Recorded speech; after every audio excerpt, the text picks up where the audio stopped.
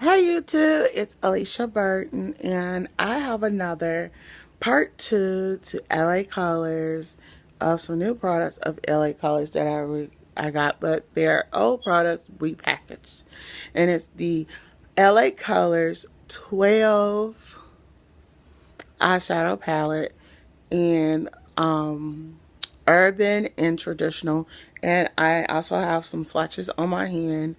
So we're gonna get started with traditional. Traditional is on the top, and urban is on the bottom.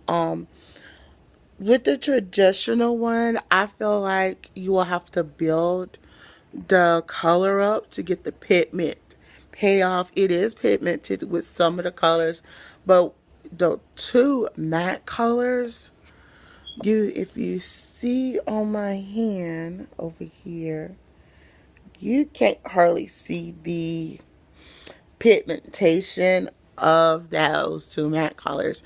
So if they're trying to put two matte colors in that palette, leave those two matte colors with the top with the two shimmer colors that you do see.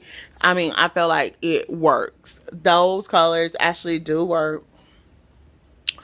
That's on that traditional palette. But when you see the bottom, if you see the bottom, let me do it. You see that purple looking color, that pinky mauvey color, and that blue color. Oh my god, those are, I have nothing bad to say about this particular palette, the urban palette. Traditional urban, LA Colors, traditional urban 12 eyeshadow palette. I have nothing bad to say. Pigmentation is a good payoff, and by the good payoff, it comes through, it shows up, and it is going to give you a vibrant over over what I would recommend the urban palette, and I would recommend certain colors up in here, but stay away from the two mattes that's up in there. But that's all I have to say. Now, if I can tell LA Colors, if they are trying to put a matte palette like this together, they need to find some good payoff pigmentation of their mattes, because the two mattes that I tried to do on my eye, not on my eye, on my hand for a swatch, it is not showing up. Let's just say that it doesn't show up. It's not working. So go back to the drawing board. But if I could say anything, give them some advice when it comes to their product, I feel like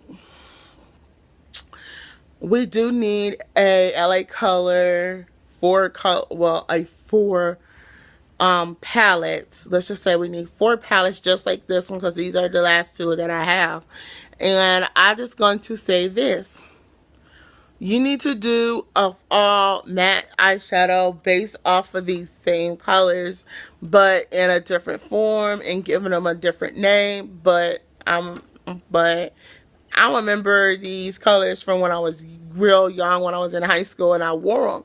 And the colors wasn't that pigmented when I was in school, but that they always I will get behind the urban color, the urban palette, but that traditional one, certain colors you can use up in there.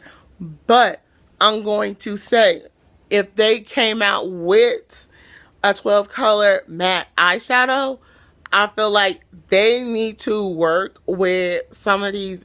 I feel like some of the YouTubers on here can probably help them. The ones who have worked with other companies. I'm saying, oh, they could work with Nikki Tutorials. Oh my God.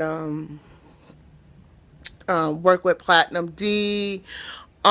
Even work with the founder of Makeup Geek, and I think they can get the they will know what the consumer for a LA Girl cosmetic brand would need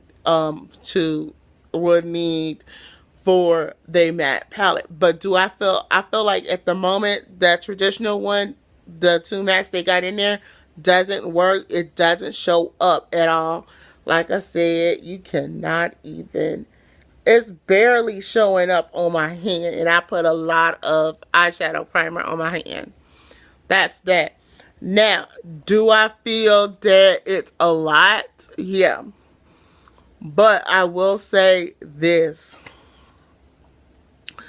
Create, I like the format of these, but like I said, I will recommend the urban palette before I would recommend the traditional one.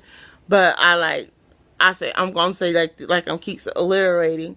If you're gonna do a matte eyeshadow palettes, more than one, I just feel like you need to work with and get us the consistency that we need, but give us that high quality but an affordable price that we are used to or getting from you.